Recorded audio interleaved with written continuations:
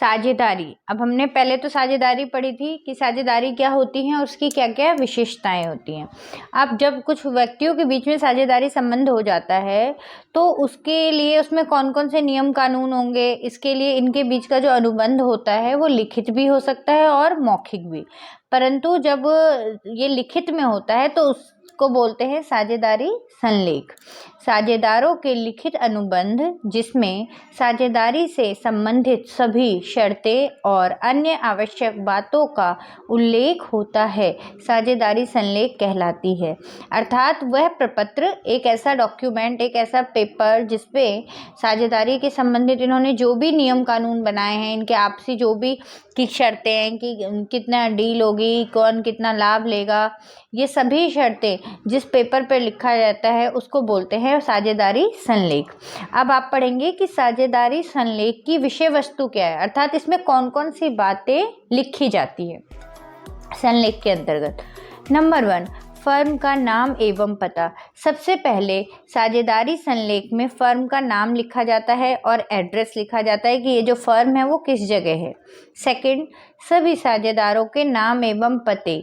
सभी साझेदार जितने पार्टनर्स हैं उनके नाम लिखे जाते हैं और उनके एड्रेस लिखे जाते हैं नाम के आगे। थर्ड, व्यवसाय की प्रकृति। फर्म के व्यवसाय की प्रकृति कि किस टाइप का, कैसा, कौन से, आप कैसा व्यापार कर रहे हैं, कि आपके व्यवसाय की प्रकृति कैसी है।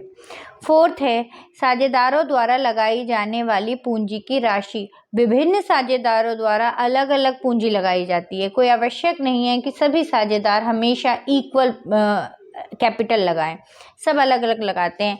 तो ये इसमें लिखा रहता है कि किस पार्टनर ने कितनी पूंजी लगाई है। फर्म के लेखांकन की अवधि। अब नेक्स्ट है कि फर्म के लेखांकन की अवधि कौन सी होगी, कैलेंडर ईयर होगा या फाइनेंशियल ईयर होगा। जो फर्म स्टार्ट होगी वो 1 जनवरी से 31 दिसंबर के बीच का लेखांकन अवधि अपनाएगी अथवा 1 अप्रैल से 31 मार्च। उसके बाद है लाभ हानि विभाजन अनुपात। जो पार्टनर्स होंगे, 3 हो, 4 हो, 5 हो, उनके बीच में लाभ हानि का क्या रेशियो होगा, वो लाभ हानि किस अनुपात में बांटेंगे, बराबर बांटेंगे, पूंजी के अनुपात में बांटेंगे या किसी और कंडीशन पे, ये सब इसमें लिखी होंगी। नेक्स्ट है पूंजी, ऋण और आहरण आदि पर ब्याज की दर। पूंजी अगर लगाता है तो उस पर कितना ब्याज मिलेगा, अगर कोई एक्स्ट्रा पूंजी के अलावा ऋण दे फर्म में तो उसको कितना ब्याज मिलेगा, और अगर कोई आहरण की राशि निकालता है, आहरण जो कोई साझेदार अपने निजी प्रयोग के लिए फर्म से पैसा निकालता है, इसे आहरण बोलते हैं। तो इन पर जितनी ब्याज साझेदारी फर्म द्वारा लगाई जाएगी वो भी इसमें निहित होगा साझेदारी संलेख में। नेक्स्ट है वेतन और कमीशन। यदि कोई पार्टनर एक्स्ट्रा काम करता है तो उसके लिए उसको अलग से कमीशन देना होगा अथवा नहीं, या अलग से वेतन देना होगा अथवा नहीं, ये भी साझेदारी संलेख में ही निहित होगा। नेक्स्ट है साझेदारों के अधिकार और कर्तव्य। सभी साझेदारों के क्या क्या अधिकार है और क्या क्या कर्तव्य हैं, कि मतलब वो कौन कौन सी फाइल चेक कर सकते हैं और उनके कर्तव्य क्या हैं, वो सभी बातें इसमें लिखी गई होंगी। साझेदार के प्रवेश या अवकाश के नियम।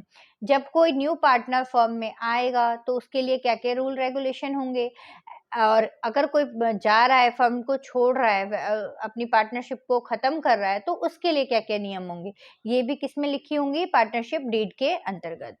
साझेदारी फर्म का विघटन।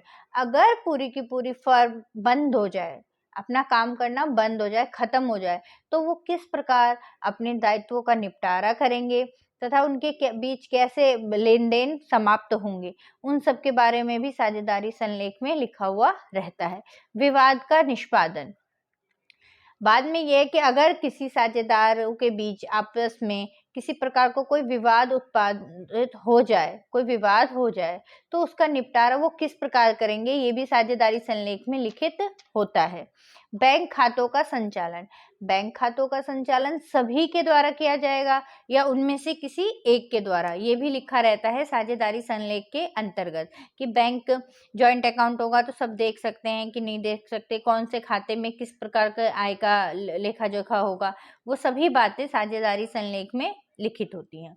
कभी कभी ऐसा होता है कि ये मौखिक होता है, साझेदारी संलेख लिखित में ना होकर मौखिक होता है। तो ऐसे कंडीशन में जब साझेदारी संलेख ना बनी हो तो जो नियम लागू होंगे ये हैं। नंबर 1, लाभ हानि विभाजन अनुपात। सभी साझेदारों के मध्य लाभ हानि का समान अनुपात होगा, चाहे किसी भी साझेदार ने कितनी भी पूंजी लगाई हो, कम ज़्यादा बहुत ज़्यादा, लेकिन जो प्रॉफिट होगा वो सब में इक्वल बटेगा। अगर साझेदारी संलेख नहीं बनी है तब।